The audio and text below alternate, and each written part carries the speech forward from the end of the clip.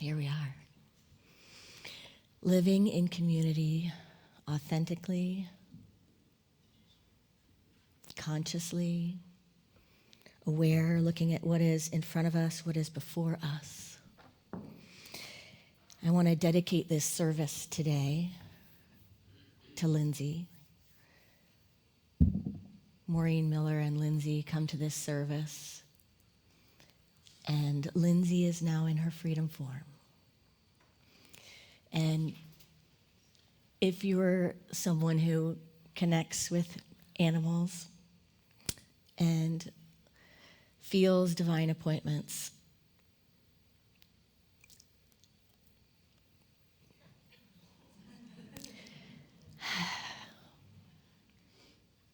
yeah.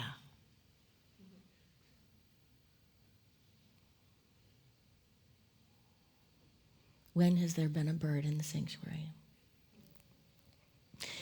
I would ask you all just to bring a moment to your heart to just send Lindsay's family love and just breathe together.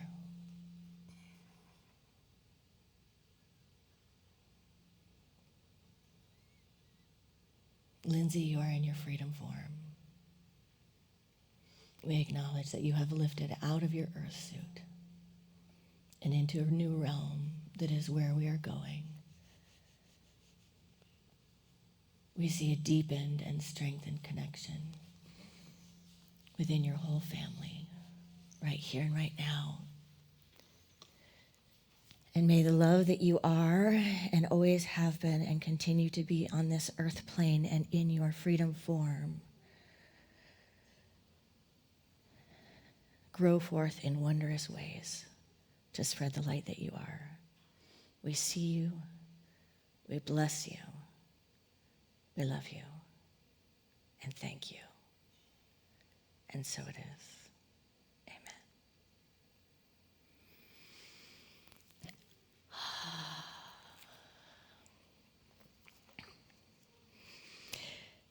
So we get reminders all of the time that God is love.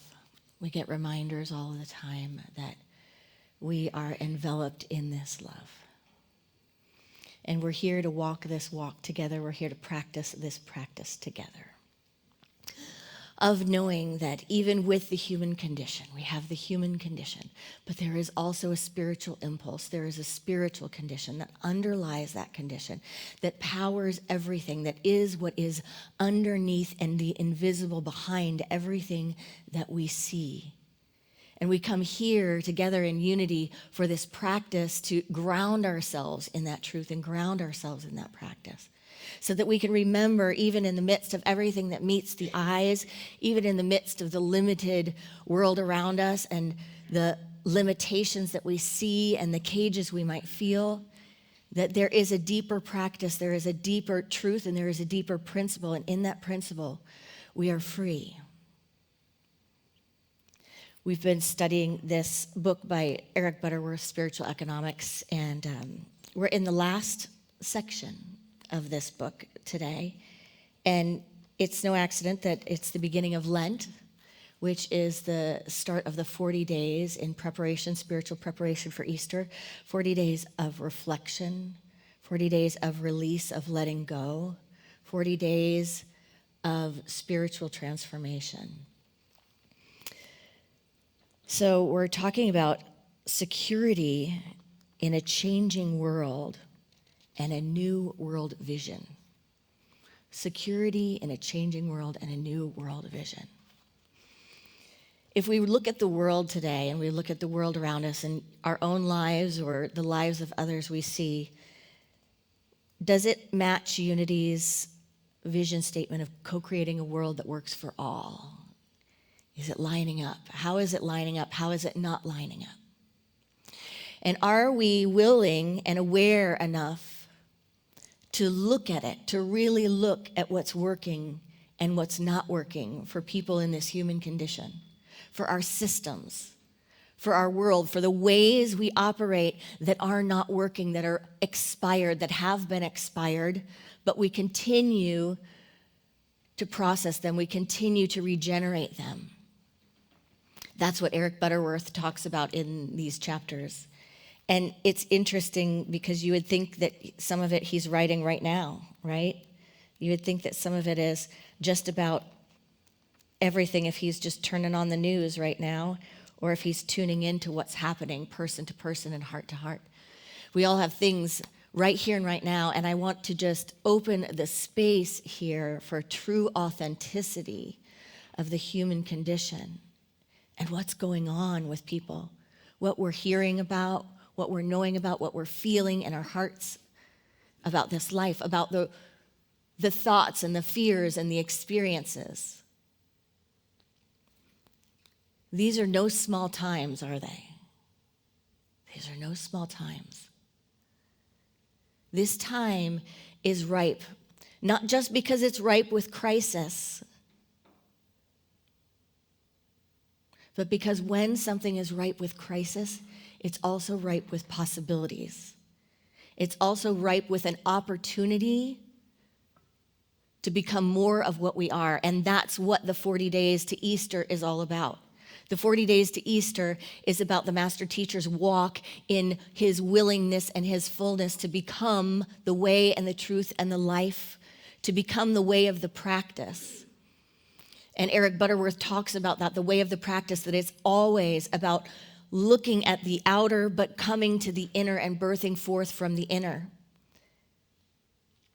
And in Unity, we teach that this coming of the Christ among us is a universal coming. It's not reserved for Jesus, the master teacher. It is for each one of us. It is the spiritual evolution and the spiritual development of our being.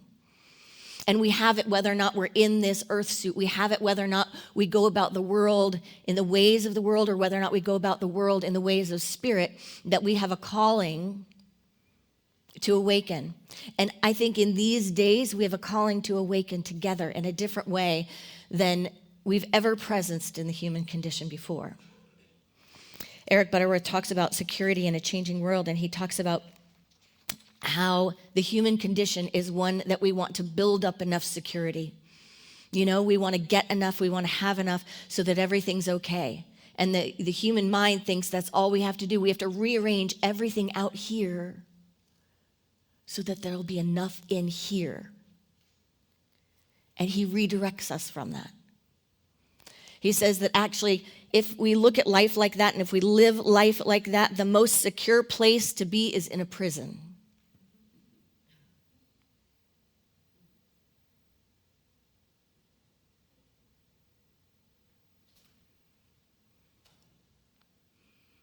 And if we look around at the world around us and the world within us, have we not created a prison sometimes?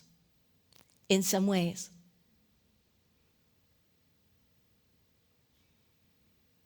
Have we not used our spiritual gifts in ways that create light or in ways that create confinement?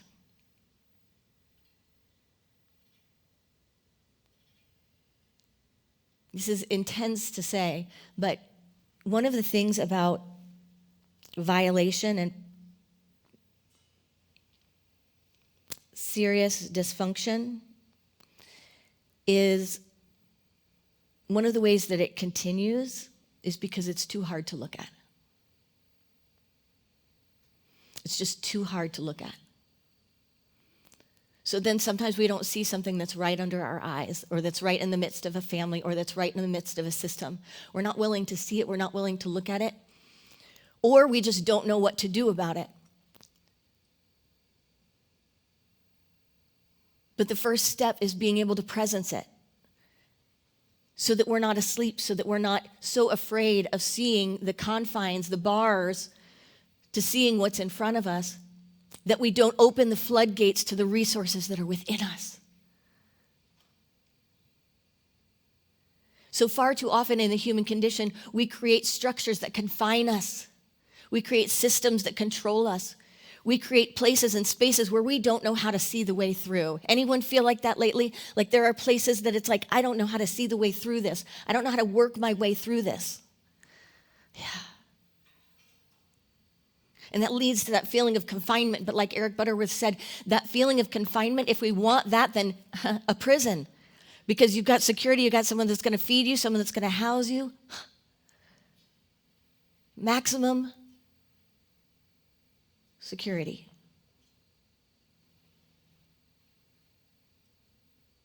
Minimum freedom. So Eric Butterworth points us towards another angle and points us to take the human condition instead of leaning it into what it tries to go to, which is rearranging the outer to make it enough. To say enough, enough, enough of that. Rearrange the inner, breathe into the inner sanctuary. And open the floodgates of creativity, the floodgates of ideas, the floodgates of unity, the floodgates of co-creating a world that works for all. But we have to be willing to first look at it, don't we? It's overwhelming to look at our systems, to look at the school system, the financial system, the way we do our lives and our families and our homes and our togetherness and our separation, to look at all of that and go, we've got rearranging to do. So what we do is we just go like this. I just don't want to see it. I don't want to see it. I can't see it. I can't see all the dysfunction. I can't see the toxicity. I can't see the suicide. I can't see the torture. I can't see how we're being on this planet. But if we can't see it, we can't heal it. But what happens to a soul that looks at something that it doesn't know what to do with? That it doesn't know how to heal, that it doesn't know how to help? There's a hopelessness there, isn't there? There's a cage there. So that brings us to the spiritual practice and to standing together in the spiritual practice as individuals and as a collective, knowing that this too shall pass, that greater things have been done and can be done in the Spirit. Because there are ways, because when the Spirit has oxygen, when the soul has space, the floodgates open. There are more than enough ideas. There are more than enough resources. That's the truth of it. There's no amount of rearranging of everything that we can do to fix things, but there is more than enough if we lift up our hearts to our creative impulse, to the imagination, to the spirit that comes to us. That is the real resource. It's not about security, but it's about our spiritual practice.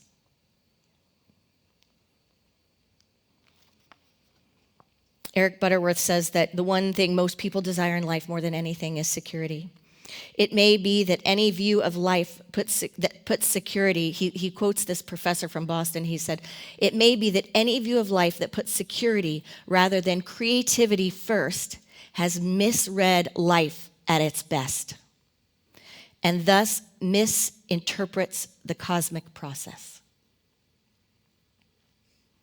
When we put security and when we put the outer world above the inner process, it's like we're not giving ourselves oxygen. And the soul, the spirit, doesn't have the space to breathe. It doesn't have the space to co-create. He said, this is not to suggest that the desire for security is wrong or that we shouldn't seek it. It's simply that when we place the emphasis on outer things, we miss the whole meaning of life. The whole meaning of life. Life is for expressing, for growth, for expansion. For expressing, for growth and expansion. He says there are two basic drives within every person, human and divine. Humanly, we seek to settle down, to be safe, to build fences, and to be secure. Divinely, we are created to express, to grow, and to extend our horizons. He goes on to say, when people think only of being safe, they stifle the urges for personal growth and development and achievement. Isn't that true? So how is that happening? How do we see that operating as a collective? As a collective on the planet, what have we been doing? What do we look at? Oh, how can we be safe? How can me and mine, us and ours? And we've reached the point where it's like, does that work? We're called to come forth from a place of unity. We're called forth to come from a place of consciousness. We're called forth to come from a place of spirit knowing and trusting that there is more than enough of every source and resource, because God is unlimited. There is no opposite to God, and it is infinite, and it is everywhere present. And if we can attach ourselves instead of to the need for security and instead of to those fears and the outer picturing and the external structure, if we can instead anchor ourselves to the core source, to the divine nature of spirit, and to that spirit that we are, we will be delivered into what's next. It will arrive for us. It will develop through us, in us, and as us, as creativity.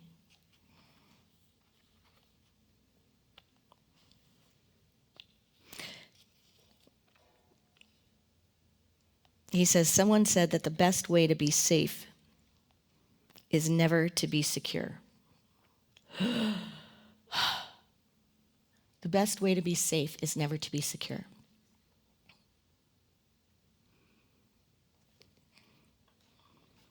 To be secure is to plan, to save, to try to build our worth.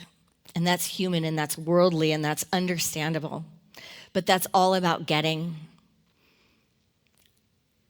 To be divine and to know our true nature is to be spiritual and to look at substance. To give consciousness, to give substance, to give opportunities, to build our worthiness rather than our worth. To build our worthiness rather than our worth. Because we are the vehicle that the Spirit expresses through. We are the vehicle through which those divine ideas come. Everything that we see around us came from ideas. They can come from ideas of the finite and the limited, or they can come from the fountain of creativity.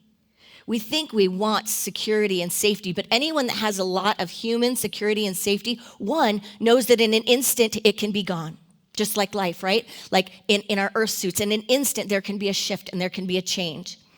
And we tend to walk around in the human condition kind of going like, that doesn't happen, until it slams us in the face and it goes, yes, really, what we are in every moment is life, intelligence, and substance. That's what we are expressing. That's who we are. That's what we are. And there is no human security, but on the human realm, we build up all of this safety around us. But anyone that has built up a ton of safety knows that sometimes that safety is even the jail itself, is it not? Sometimes people can have so much, that they hold on to it and actually create the prison. And then co-create, not according to creativity and life, not according to the fullness of the substance and the circulation of life, but according to error, according to greed, according to a personal myopic need or desire, putting oneself above the whole.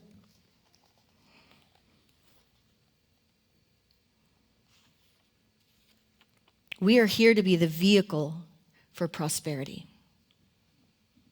the vehicle for abundance, the vehicle for creativity. When we export that power to things, whether it's bank accounts or governments or school systems or whatever it is, you fill in the blank, or what kind of jobs there are available, whatever it is, how am I to live my life? What am I to do with my flow of energy? If we export that power and we give that power to form, we've taken that from our God consciousness and we've taken it from the heart of creativity, from the heart of ideas, because we are an inlet and an outlet of all that is God. We are an inlet and an outlet, and for that to flow, we acknowledge that.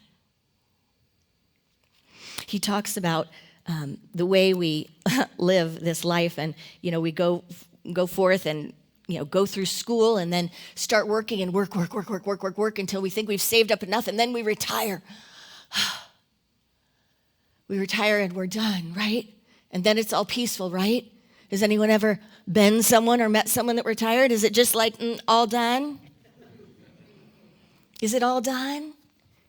No. He says never to retire, never to retire. Get out of the idea of the retirement business. Not that you should make any changes, not that you shouldn't make any changes in your life work and your lifestyle. By all means, plan for changes and for new beginnings. However, always think of creativity and involvement. Creativity and involvement. Never let yourself get to a position where you are out of it. So how, friends, today have we let ourselves, in whatever way, get into a position where we are out of it? Where we're looking at something that's not working or not looking at something that's not working.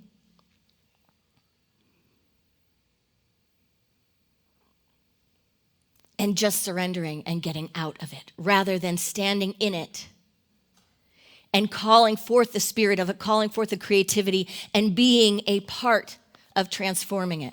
It's hard when it's in anyone's individual lives and it's a breakdown, and it is like hella hard when it's all of us together. But that doesn't mean it's not simple. That doesn't mean the source and the resources are not available. If anyone's ever seen the Michael Moore movie, Where to Invade Next, it's an excellent movie. And it's a film based on all of these amazing ideas for transforming lives and transforming systems. And he goes into showing where they've all been implemented. And at the end of the film, I'm going to crash the film for you. At the end of the film, he goes into saying, these were all ideas that were birthed in America, in the United States. They were implemented in other places for other reasons, but they are transformative ideas. There are ways to create schools, there are ways to create prisons, there are ways to create all of these life things that we have in our systems and our structures that are innovative, that are incredible. And he brings us to the knowing that they all started here. They weren't implemented here, but if they were implemented here, you could see how there is more than enough. There is so much beauty that can happen in each moment. There is so much divine presence that can be in every system. And it is ours. And we are the ones, and it is now.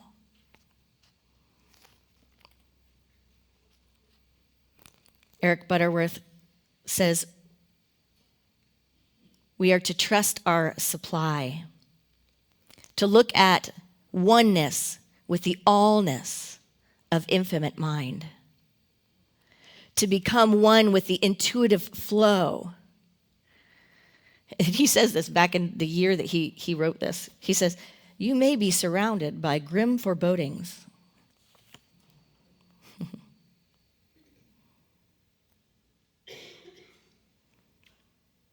But he reminds us of where to get our security. Bring the security into our wings of faith, our intuitive relationships with the divine process which flows from within. He goes on to say, you might even be in over water in over your head, but if you can swim, it's not all that bad. From Scripture, do not be anxious about your life, what you shall eat or what you shall drink, nor about your body, what you shall put on. Is life not more than food, and the body more than clothing? Look at the birds of the air. They neither sow nor reap or gather into barns, and yet your heavenly Father feeds them. And yet your heavenly source sources them. Are not you, I wouldn't even say more valuable, are not we so valuable as that? We are life, intelligence, and substance expressing, and there is more than enough here. And even if it's too hard to look at it and think it, together we can listen to it and know it. I invite you to take a deep breath with me right here, right now. And just close your eyes from the outer world. I'm going to use this affirmation from Eric Butterworth from the chapter before, and I'm going to turn it from I to we. Because sometimes when we can't see the way, we think there is no way. But that simply means we're called to dive into our creativity, dive into the divine and to the space of imagining the place of the flow of life to be an inlet and an outlet. So I invite us into this now moment.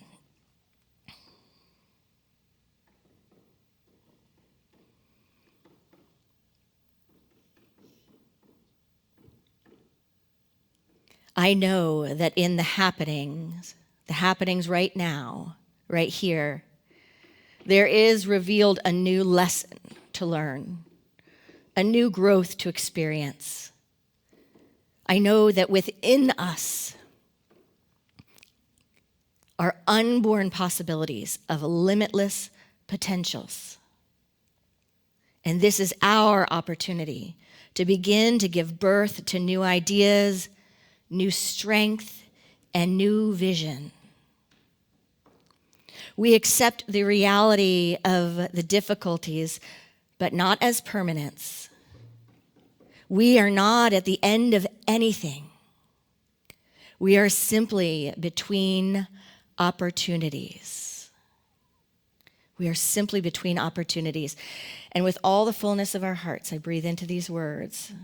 Something wonderful is on its way to us, in us, through us, and as us, as creation, far surpassing anything that we have ever known before. So we breathe into that as a mighty prayer, knowing that there is more than enough in each moment to meet us right where we are and carry us forward into and through and as the new birth. And so it is. Namaste.